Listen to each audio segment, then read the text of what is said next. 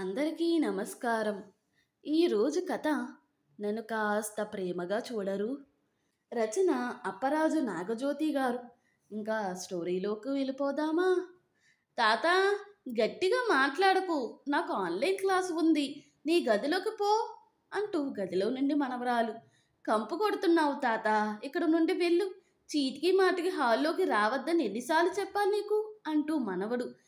చచ, సంధ్యవేళ సోఫాలో పడుకోవద్దని ఓసారి చెప్తే అర్థం కాదా? మనిషికో మాట అన్నారు, వెళ్ళండి ఇక్కడి నుండి అంటూ కోడలు చీత్కరిస్తున్నారమ్మా. ఆ ఇంట్లో ఈ ముసలాడిపై విసుక్కునేవారే తప్ప ఆదరంగా పలకరించేవారు లేరు. ఈ వేళ ఉదయం బ్రష్ చేసుకున్నాక హాల్లోకి రాబోతుంటే దడేల్మంటూ నా మొహంపైనే తలుపు వేసిందమ్మా కోడలు. నాన్న చెబుతున్నది వింటుంటే నాకు కళ్ళనీళ్లు ఆగడం లేదు. జైల్లో ఉన్నట్టుగా ఉందమ్మా అక్కడ.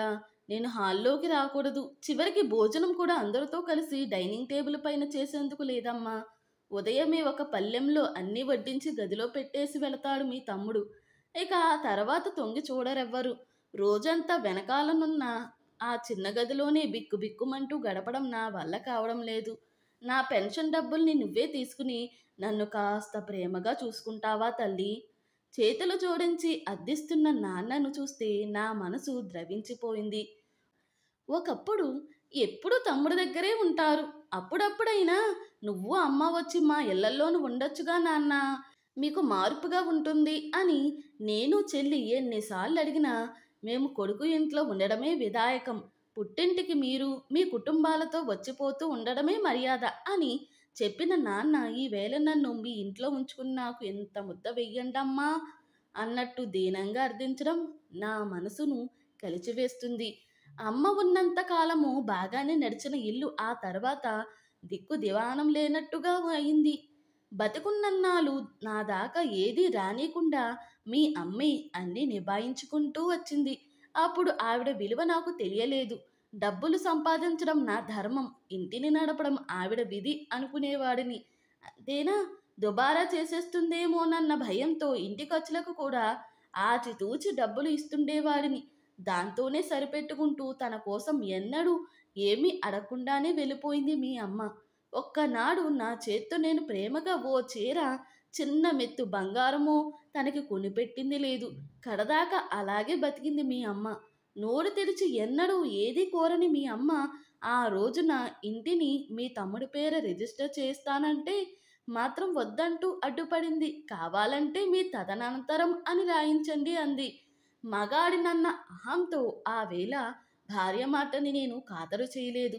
తనకు తానే చెప్పుకుంటున్నట్టుగా నాన్న మాట్లాడుతుంటే మౌనంగా వింటున్నాను. నాకంటే 10 ఏళ్ళు చిన్నది మీ అమ్మ. నా తర్వాత తను పోతుందనుకున్నానే తప్ప ఇలా తనే ముందు వెళ్ళిపోతుందని ఎన్నడూ ఊహించలేదు. పోనీలే, వెళ్ళిపోయి తను సుఖపడింది.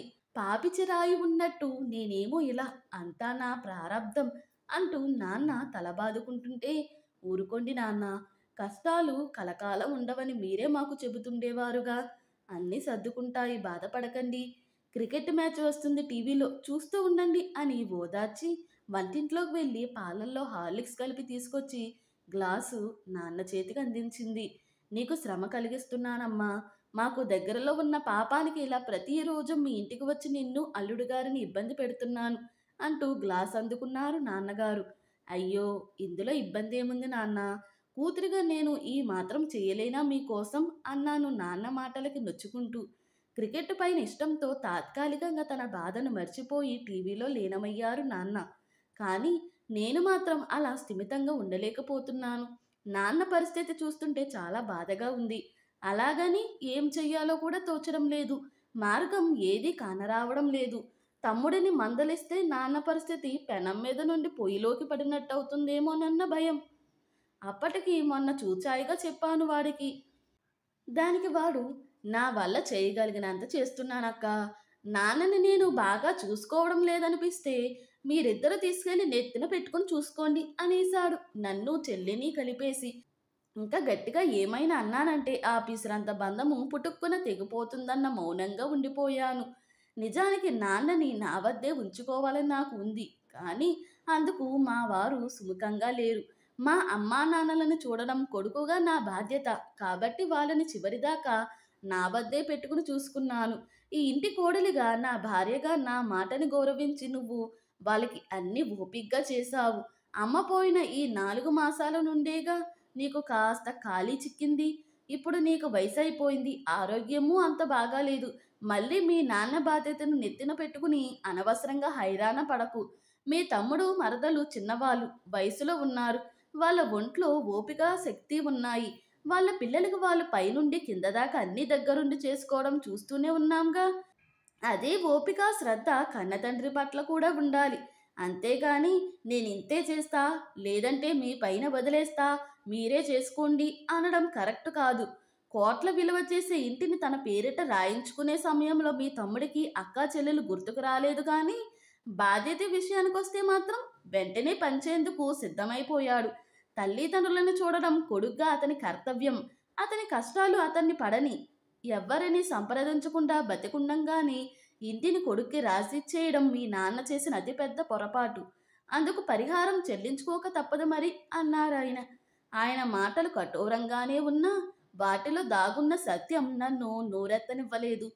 ఇంతలో సెల్ ఫోన్ మోగితే స్క్రీన్ పైన చెల్లి పేరు చూసి ఫోన్ ఎత్తగానే నాన్న ఎలా ఉన్నారక్క అని అడిగింది. ఏం చెప్పమంటావులే చిన్ని, నాన్న చాలా ఒత్తిడికి లోనవుతున్నారు అంటూ మెల్లిగా నాన్న పరిస్థితి వివరించాను. నాన్నని వాళ్ళసలు ఆ ఇంట్లో సభ్యుడిగా గుర్తించడం లేదే. నాకేం చెయ్యాలో పాలుపోవడం లేదు చిన్ని అంటూ నాన్న బాధ్యత తీసుకునే విషయంలో మా వారి అభిప్రాయాలు కూడా ఏవీ దాచకుండా చెప్పేశాను. ఫోన్లో కొద్ది క్షణాల దాకా మౌనం రాజ్యమేలింది. అక్క, 4 రోజుల క్రితం అన్నయ్యతో మాట్లాడినప్పుడు నాన్న ప్రస్తావన వచ్చింది. నాన్నకి ఎప్పుడూ హాల్లో సోఫాలో కూర్చోవడమే అలవాటు కదా. ఇప్పుడు కూడా అలాగే హాల్లో తిరగనివ్వచ్చు కదా అని నేనంటే, హాల్లో తిరుగుతూ పెద్ద గొంతుతో మాట్లాడుతుంటే పిల్లల ఆన్లైన్ క్లాసులకు ఇబ్బందిగా ఉంటుందని వదినకి ఓసీడీ కాబట్టి ముతక పంచ, మాసిపోయిన కండువా వేసుకుని ఇంట్లో తిరుగుతున్న నాన్నని చూస్తుంటే ఆవిడకి చిరాకుతో తలనొప్పి వస్తుందని అంటూ ఇలానే ఇంకా ఏవేవో చెప్పాడు అన్నయ్య. ఆ మాటలకి నాకు ఒళ్ళు మండిపోయి కుక్కపిల్ల హాల్లో తిరుగుతూ సోఫాలో గంతులేస్తుంటే దాని బొచ్చి ఇల్లంతా రాలుతుంటే వదినకి పర్లేదా మరి అని నేనంటే, ఇంతకంటే బాగా చూసుకోవడం నా వల్ల కాదు. మీ ఇద్దరిని నాన్న పండుగలకు పిలిచి పుట్టింటి సారే అంటూ 5 లక్షలిచ్చాడుగా, కాబట్టి నాన్న బాధ్యత మీరు సమానంగా పంచుకోవచ్చు అనేశాడు. మాకిచ్చిన 5 లక్షలు నీకిచ్చిన 2 కోట్ల ఇల్లు ఒకటేనంటావా అని కోపంగా నేను అడిగిన దానికి వాడు టపీమని ఫోన్ పెట్టేశాడు. ఛ! ఛ! ఏ మాటలే అవి! కేవలం డబ్బులిస్తేనే తల్లిదండ్రులను బాగా చూసుకోవడమేంటి? అసహ్యంగా! వింటే నాన్న చాలా బాధపడతారు. నువ్వన్నది నిజమేలే అక్క. కానీ ఏమైనా నాన్న ఇంటిని వాడి పేరున రాసేసి ఉండకపోతే కనీసం ఇల్లిపోతుందేమోనన్న భయమైనా ఉండేది వాళ్ళల్లో. ఏమిటో మనుషుల మధ్యన చివరికి మిగిలేది కేవలం ఆర్థిక సంబంధాలేనేమో అనిపిస్తుంది అంది దిగాలుగా. వాతావరణం వేడెక్కుతుందని నేనే ఇంకా మాట మారుస్తూ, మా ఆడపడుచు కూతురి పెళ్లి కుదిరిందే.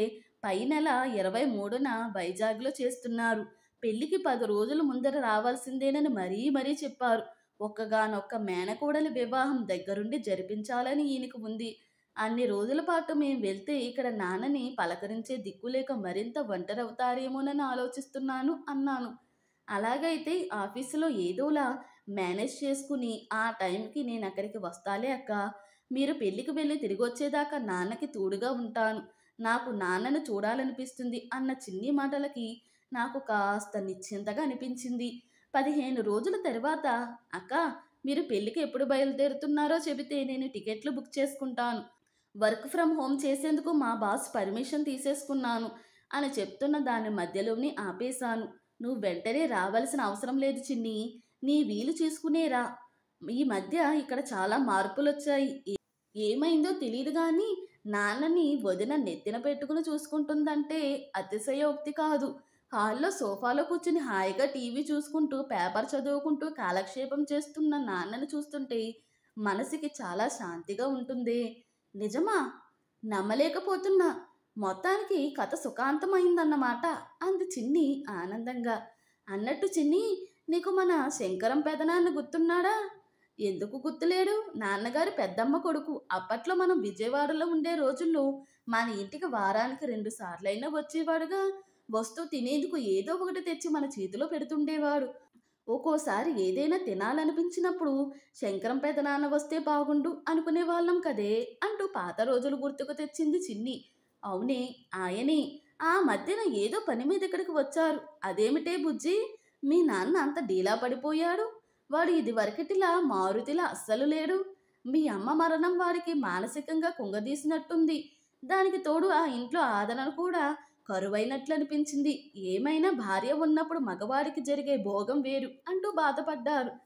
ఆయన నాన్న చాలా క్లోజ్గా ఉండేవాళ్ళు కాబట్టి నాన్న పరిస్థితి చాలా తొందరగానే అంచనా వేసినట్టున్నారు ఆయన. అందుకే ఆయన వద్ద నాకు ఏమీ దాచాలనిపించక ఉన్నదున్నట్టు చెప్పేశాను.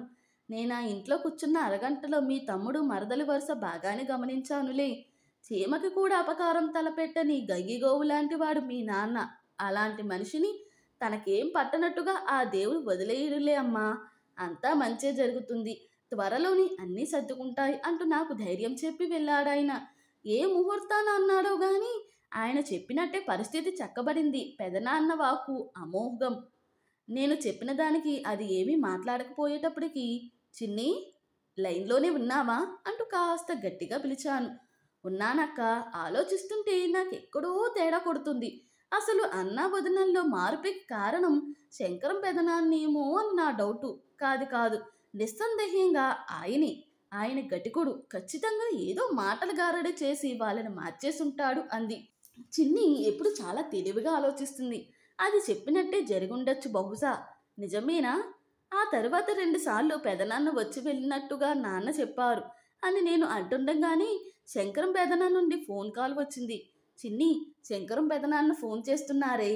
ఆయనకి 100 ఏళ్ళ ఆయుష్. కాన్ఫరెన్స్ కాల్ పెడతాను అంది చిన్ని.